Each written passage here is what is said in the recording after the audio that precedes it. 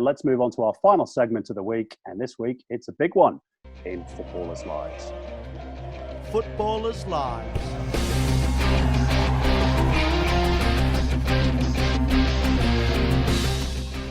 Well, our guest this week probably holds the most important position in football in this country. Born in Sydney in 1963, he started his playing career in the NSL with Sydney United before heading overseas to play for Roda Kerkrade in Holland.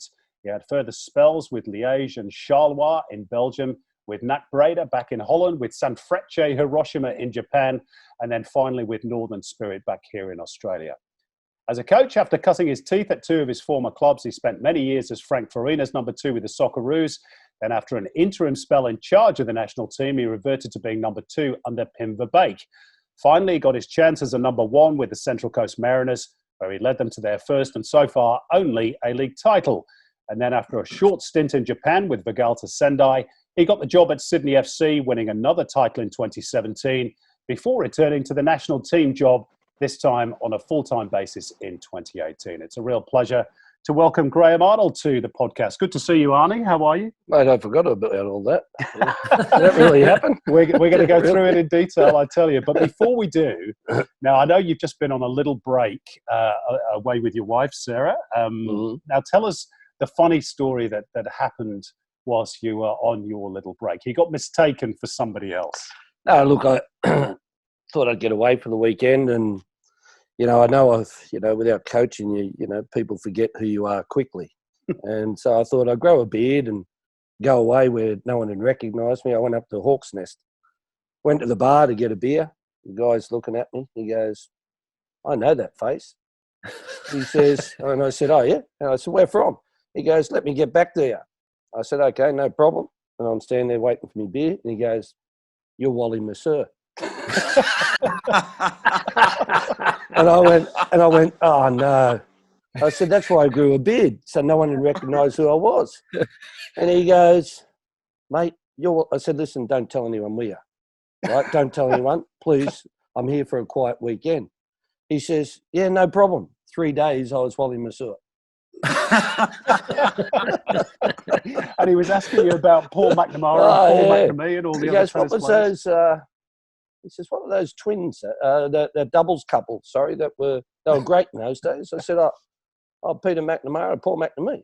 "Oh, yeah, they were great. What were they like as players?" "Oh, mate, champions. Great guys." So you and then he says, "What was that Pat Cash like?" I said, "Oh, he's a bit of a twat." And he go, "Oh, really? Yeah. Oh, do you still hit the ball?" "Oh, yeah." I said, "If they hit it straight at me, I can't run. But I hit the ball back." Oh, brilliant. Absolutely. You could have a laugh. Well, I suppose it is easy to forget football coaches at the moment, particularly national team coaches, Arnie. So how are you filling your time at the moment without international matches?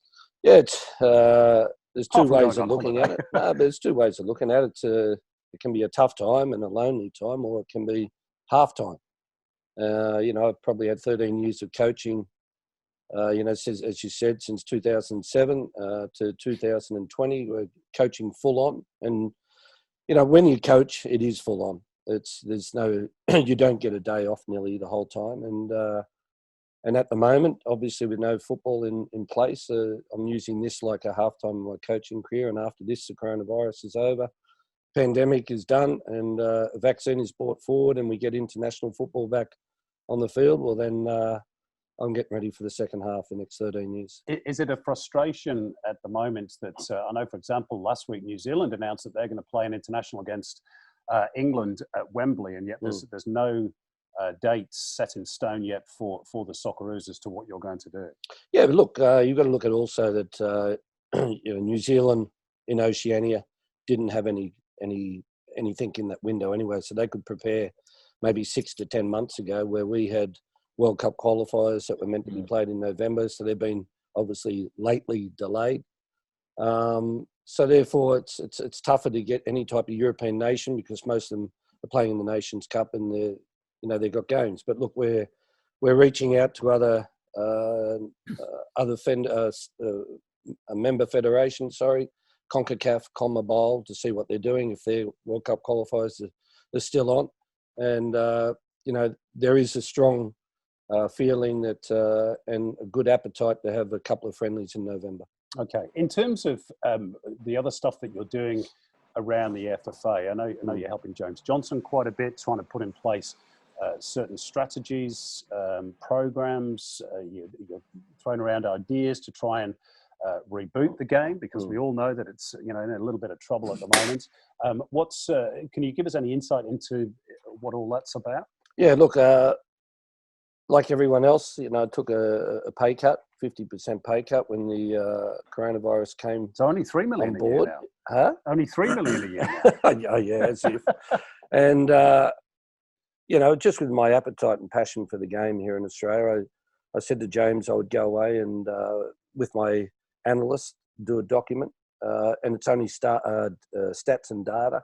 It's no opinion based, no recommendations, and really have a look at where we're at as a game, but why we're not producing talent anymore. And I hate to compare generations and those type of things, but look at why in a semi-professional world of the old NSL did we produce these wonderful players, and why in a professional world of the A-League are we not doing the same?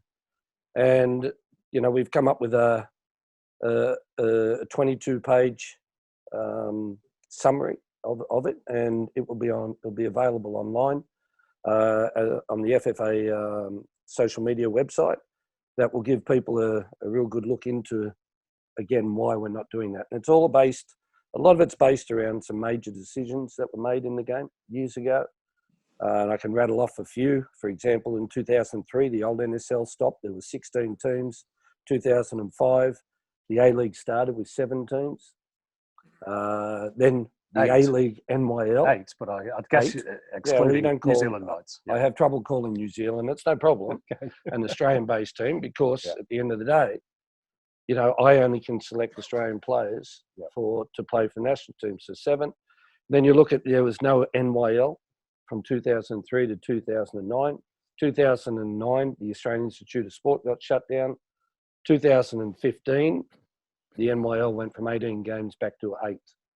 And then when you just look really across the whole data of match minutes and games, then we are very, very low, and we need to play more football. Arnie, I know how passionate you are in terms. I speak to you regularly about the development of younger players. So you must have been quite excited for the restart of the A-League, that these younger players were getting that exposure and opportunity, one. But secondly, now the disappointment of potentially 3 to 6 months without football development for these players. Exactly, Moorey. And I think that if there's one thing that, without being negative, looking at when the games came back after the coronavirus, was how good the young boys stepped up and represented really either their region or their state. And the crazy thing is here in Australia, it's we're doing things right across the whole nation in a different way. Each state is doing things differently. There's not a right or there's not a wrong, but we need to join together as a nation and develop and put the pathways in place to help develop the best kids. And the fact now, those kids, as you just said, they played, they did excellent. And then now they're not going to play for another 6 months. Who knows the nature of what the NYL is going to look like next year, if that's going to even be available. So for me, the NPL clubs are probably the most crucial part of the development side of the game in Australia, because Australia is so big. We've tried it the Dutch way, we've tried it the other way, and for me it hasn't worked. We now need to do it the Australian way. I'm glad you said that about the NPL clubs, Arnie, and I think a lot of clubs out there, they'll be jumping for joy to actually hear that they're important again, and you feel they're important. We've been saying on the show for a long time about a second division. They've always developed players, haven't they? Whatever it's been. I remember when I was a kid, mate, growing up and playing under you guys, and mate, getting the balls and collecting boots and learning from you guys and the experiences in the dressing rooms. That will help develop players, and it will give more kids opportunity. So where do you think the second league's at, mate? How far away? Well, that's it. That for me, Spider, that's the whole thing now. After COVID, we need to implement something straight away for the kids. If I truly believe strongly that we need a second division, whatever that is, a championship or whatever. But how long is it going to take to be put in place?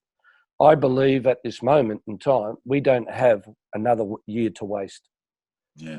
At the moment, Spider, and you've got a son that's been through it, and you've got a son that's grown up through it. That, you know, we can, from what I believe and being told by coaches that have gone over to Europe and taken young kids away, up to the age of 16, we can compete with anybody. Yep. But as soon as we get to 17 and there's no football for those kids, so your son and those kids that went away to Brazil, and they got in the last 16 in the world with the Joeys in the Under-17 World Cup, they come back and they played 2 games of football since. How do you expect people to get great at their trade if they're not practicing their trade? And for me, the age group between 17 to 23, you know, what made me do this was I did the Olympic team and really have a deep look into Australian football was when I did the Olympic team in Thailand this year. And when you're picking kids aged between 20 and 23 to play in the under-23 tournament, so kids born from 97 to 2000. Each A-League club I was ringing about 2 to 3 players in the whole country. So when your time's at by 9, 10, you're talking about 24 to 25 players right across the whole country that were eligible for the Olympic team. Which is your squad, basically. Which is one squad, Moorey. And I'll tell you, I ended up taking 6 players born in 2000. It was a very young squad. And if I couldn't have got 8 or 9 players out of Europe, we would have been lucky to field the team. Which is why I did very this well is the thing, qualify. Arnie. Go on, Spider. Sorry, Simon. I was just going to say, does Arnie then think that has to be rectified, clear as day, that has to be rectified ASAP? Because, I mean, is this why kids are leaving Australia at 17, 18, because they don't see a pathway? Exactly. If you look at the average age of the A-League, so if you look at the average age across Holland, Belgium, Croatia, Serbia, Denmark, those type of competitions, the average age of a starting 11 that goes on the pitch is 24 years of age. The average age in the A-League is 32.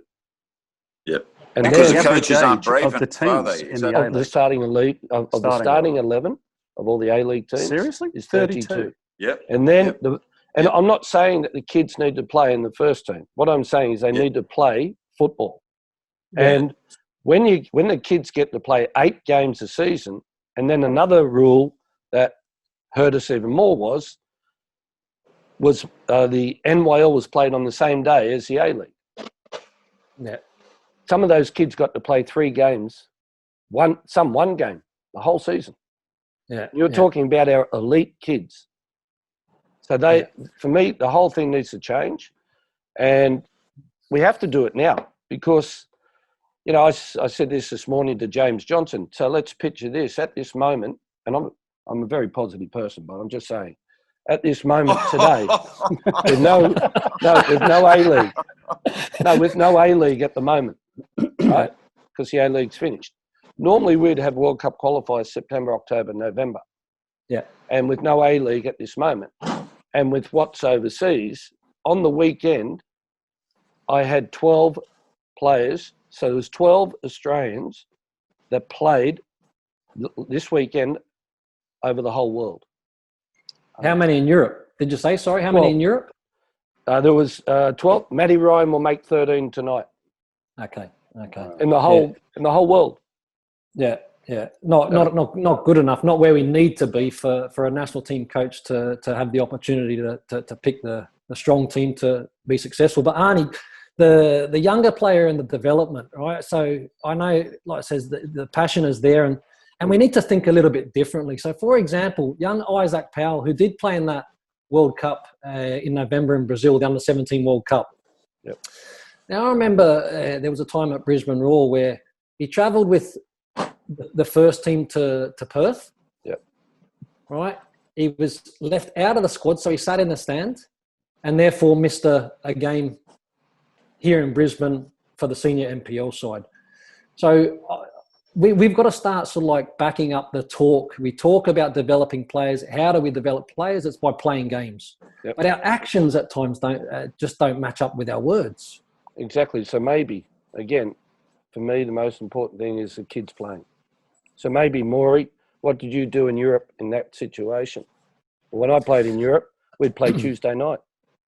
Yeah. So maybe A-League clubs, if they're in NPL, maybe if Brisbane plays Perth on the Saturday, just for 1 week out of that 40 weeks, Brisbane Roar youth team have to play Tuesday night against an NPL team to enable those kids to play, rather than just call the, not enable the kids to play.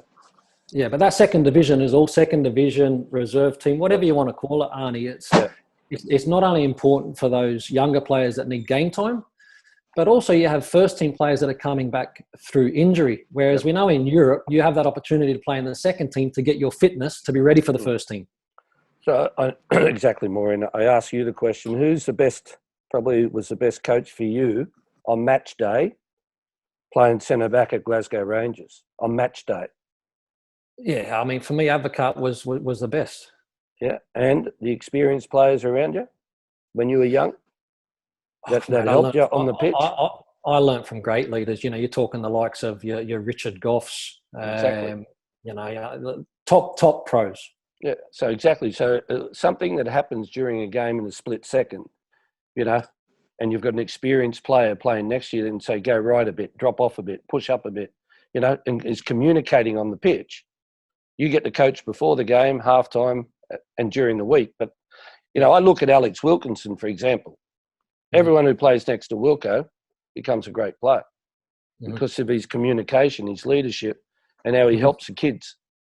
And that's something. Patrick Vanswijk would have been the same for you at the Mariners. Yeah. At the Mariners, he was great. I guess, Arnie, the issue, we all know what the problems for the game are. The problem is the solution requires investment and money. We all know that's always been the game's problem. How do we solve that issue? I know you're not the financial man, you don't sit on the board, but the game lacks money to be able to implement some of these solutions. How do we resolve that never-ending conundrum? Yeah, look, I think, obviously money is important. I think we have, owners at the moment with a lot of money. And I think if you branch out to new franchises, I think there is money in Australia. Moorey's part of one now in Canberra. I think that, to get more clubs is something that the sport needs in the short and long term.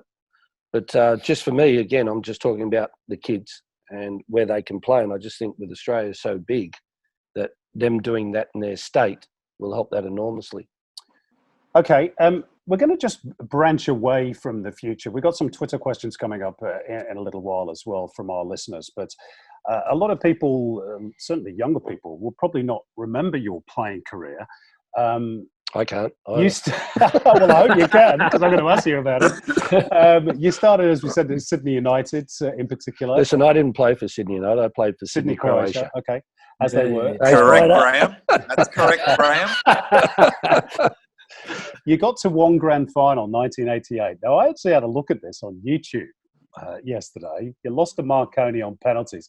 The one thing that I can't believe, and the one thing that is probably better today, even though we still complain about it, the pitch looked damned awful. That was good pitch in those days, Parramatta Stadium. That was the only one at that time of year that had grass. But you lost that grand final. You went overseas in 1990 with Roda Kakrade. I think Gary Van Egmond was there with you as well at the start. You played with some great players and under some fantastic coaches down the years. I'm just going to pick a few names out of here. At Rhoda, you played with Ronald Vartarus, who I think played at Rangers. Mario Bain, Alphonse Gronendijk, who I remember at Manchester City many years later. RFC Liège, you played under Eric Hedetz and then George Lakins. You played with Victor Ikpeba, Sunday Elise. Nat Brady had Tony Vidmar with you. I mean, these were terrific players, great coaches. Do you feel as though you absorbed like a sponge a lot of information from all those players around you, particularly from your time in Europe, not exclusively? Yeah. Look, those times were fantastic time because, first of all, there was no social media. Yeah.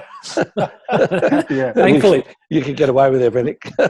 No, but, like the days that I went overseas, there was 3 foreigners per club. And a Belgian player in Holland was a foreigner. So it was pretty crazy that, there was a handful of Australians that got brought over to Europe and played in those top European leagues. And I think Eddie Krencevic was one of the first ones with Dave Mitchell, Slater, Farina.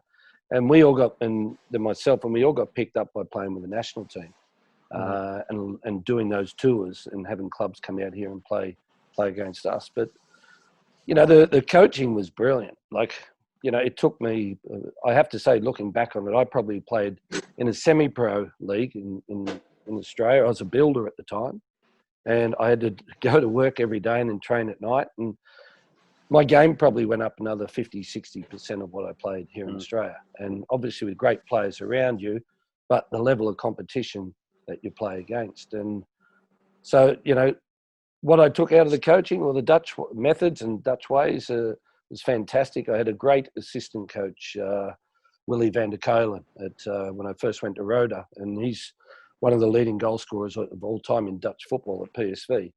And just the little details that he gave me as a striker on creating and making your own space to score goals in the box was fantastic. Eric Gerrits in Belgium was his first year of coaching. He was probably the best player that we had, even though he was 40 years of age and retired at PSV. And it was funny because that year and that part of that era with Eric was when I played with John Mark Bosman. The Bosman rule. Infamous John Mark Bosman. In the old days, he changed football. In the old days, you had when you were off contract, you still had a transfer price on your head. Yeah. Right. And Eric Gerrits was in his first year of coaching.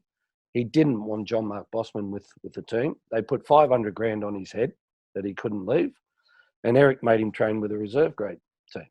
And that's where it all started. Yeah, that's where it all started. And he went. All he wanted to do, he was about 28, 29 years of age. All he wanted to do was go and play with his mates.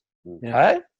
Yeah, just wanted to be free and go play football. And all he wanted to do was go play with his mates in a French 3rd division competition. And because of that price, he couldn't do it. And that's where it all started. He fought. But if they would have rang up the PFA, they would have got involved and got him off. Well, like they did for you.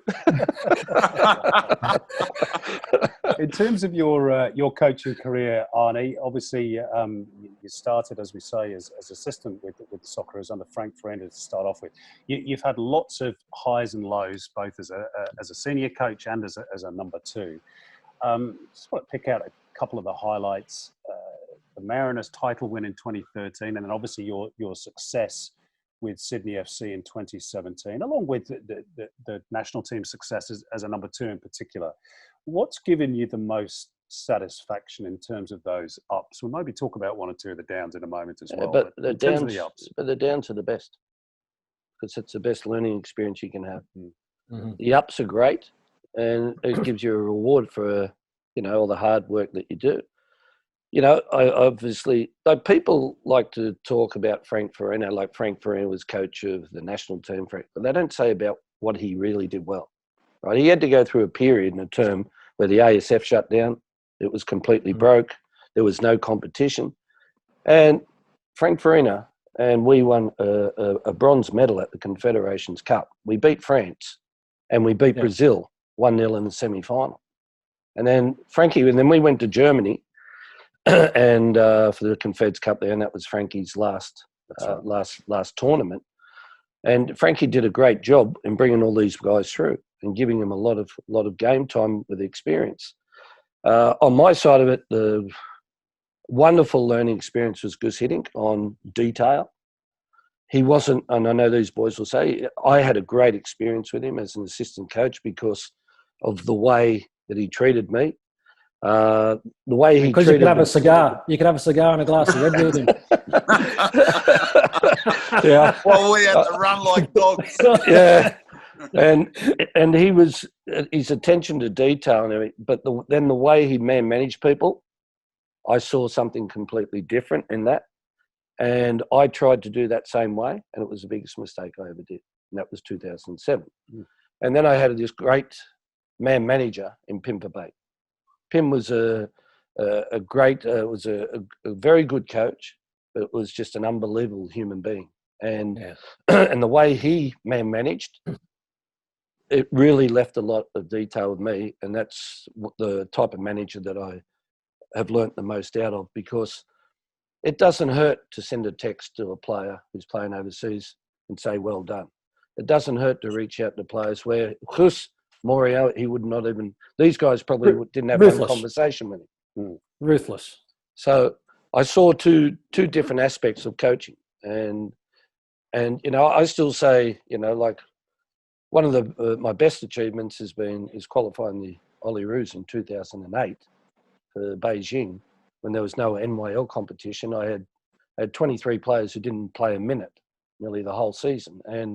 But being able to get after your negative one, it will be the 2007 Asian Cup. After I being think able already to touch on that, to be fair. No, it's great. Yeah. After being able to remove that and get straight back into coaching and having that bit of success with the Socceroos boys and qualifying for Beijing is what made me go forward. Arnie, imagine, obviously one of your great successes you touched on there, 2008, with the lack of minutes from those players.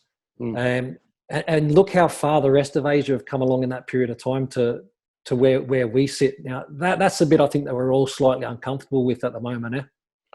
Moorey, it's we've done it. What we've done in the past has been 10 days acclimatization, I call it, not preparation, for junior World Cup qualifiers.